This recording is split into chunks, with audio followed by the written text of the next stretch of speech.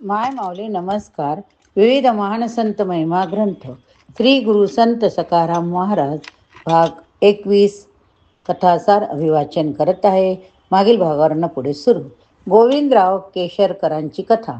वारीहून परत अंमळनेर येथे महाराजांचे आगमन झाले. त्या वाडीतील मंदिराची वास्तू बांधून तयार होती.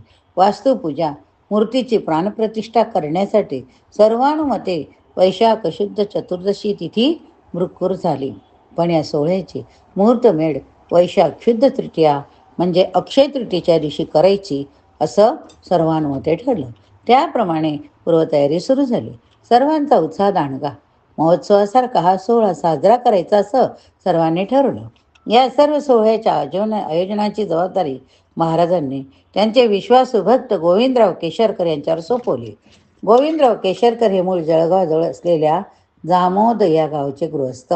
अत्यंत गुणी, अंगी कर्तबगारी असलेले हे गृहस्थ खूप महत्वाकांक्षी होते. मालेगावचे राजे बहादूर यांची गोविंदरावावर त्यांच्या कर्तबगारीवर खूप मर्जी होती.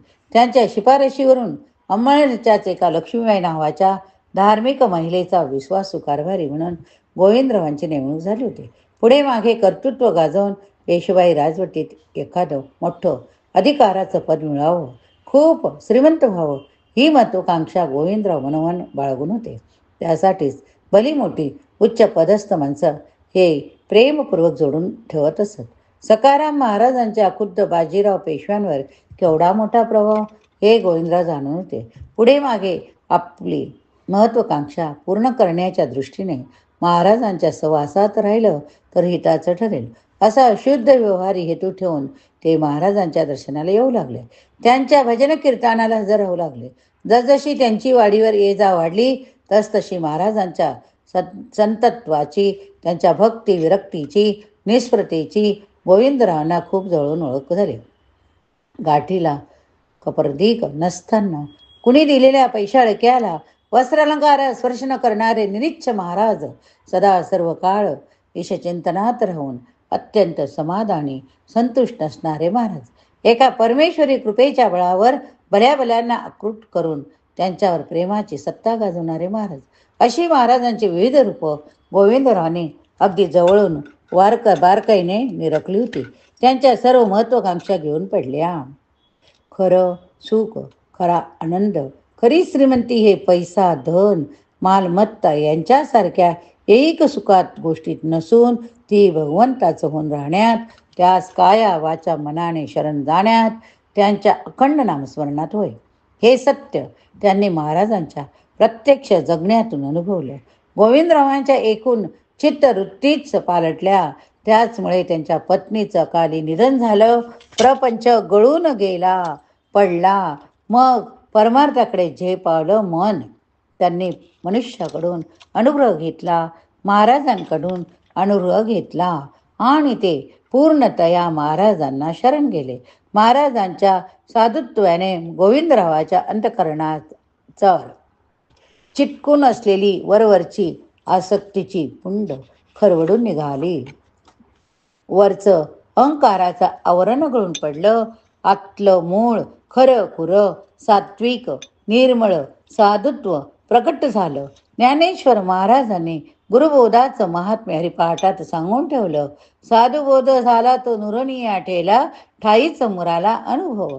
ज्ञानेश्वरातील पुढील ओवी आणखीनच गोड आहे हो. या संतांचे हे देणे कल्पतरुणी धुणे, परिसा परिसगान देणे चिंतामणी ठेंगणा. तुकाराम महाराजही काही वेगळं सांगत नाही हो. ऐका ऐका. पाप ताप दैन्य जाय उठा उठी, जाहलिया भेटी हरिदासाची. ऐसे बळ नाही अनेकाचे अंगी, तपे तीर्थ जगी दाणे व्रते. तुका म्हणे झाले समाधान, देखिले चरण वैष्णवाचे.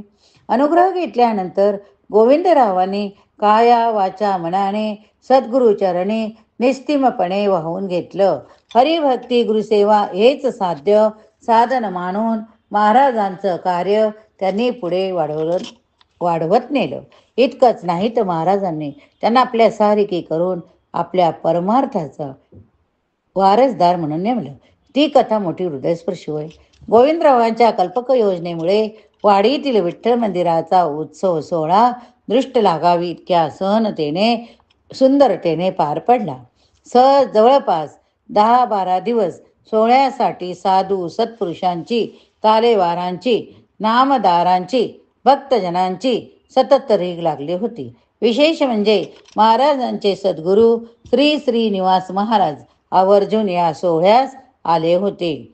चोपड्याचे गोविंद बुवा, उतरांचे गोविंद बुवा, शेंदुर्णीचे संत कडू महाराज, धरणगावचे कमळाकर महाराज, महादेव सिद्ध, जळगावचे केशरगिरी महंत, एरंडलचे रघुनाथ स्वामी, अंमळनेरचे लक्ष्मीकांत महाराज अशी महाराजांच्या प्रेमातली अनेक संत मंडळी आली. विद्वान शास्त्री पंडित, वेद विद्या पारंगत पुरोहित, वेद पाठक जमले. इनामदार जागीरदार मंडळी आपल्या लवाजम्यासह हजर झाली. मालेगावचे माधवराव राजे बहादूर, आनंदराव देशमुख यांनी महाराजांच्या वतीने यजमानपदच स्वीकारलं होतं. विशेष म्हणजे सोहळ्याला असंख्य वारकरी दिंड्या येऊन अंमळनेरला पायी चालत आले होते. उत्साहात गरीब श्रीमंत असा भेदभाव नव्हता. जातीपातीचा भेदाभेद नव्हता. मंदिर स्थापनेचा वाजत गाजत झालेला हा सोहळा म्हणजे सर्वांना मुक्तद्वार होतं. या साऱ्या जनसमुदायाची व्यवस्था गोविंदराव केशकरांनी अत्यंत चोख ठेवली होती. प्रत्येकाचा मानसन्मानही ठेवला. ठरल्या दिवशी वैशाख शुद्ध चतुर्दशीस वाडी मंदिरात विठ्ठल पंचायतनाची स्थापना झाली. ज्येष्ठ मासापर्यंत या उत्साहाची धामधूम सुरू होती. गोविंदराव केसकर धामधुमीतही सर्व व्यवहाराकडे चौफेर लक्ष होते. गोविंदरावांच्या ह्या ऐकून आयोजनाकडे महाराज मोठ्या संतुष्टीने पाहत होते. मनातल्या मनात त्यांचं कौतुक होत होतं. उत्साहाची धामधूम सरल्यानंतर एके दिवशी महाराजांनी गोविंदरावास मोठ्या कौतुकाने जवळ बोलवलं आणि म्हटले, महाराज, गोविंदा, उत्सव मोठा चांगला झाला रे. यापुढील काळात आम्ही असू नसू, पण हा उत्सव दरवर्षी साजरा कर बरं का. जबाबदारी आजपासून तुझी.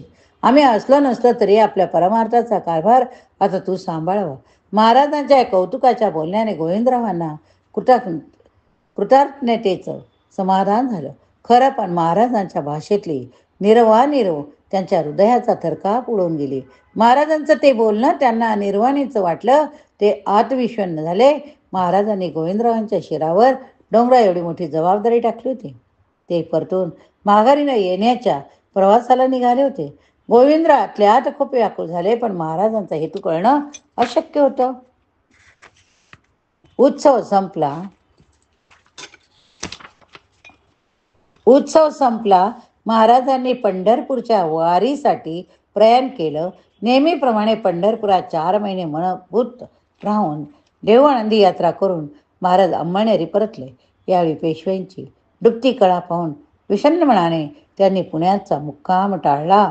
पेशवाई मराठी मुलाखत घेऊ घातलेला गुलामीचा अंधकार त्यांनी मनमन जाणला होता.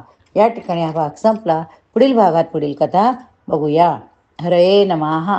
पुंडलिक वरदारी विठ्ठल ज्ञानेश्वर महाराज की जय. ज्ञानदेव तुकाराम.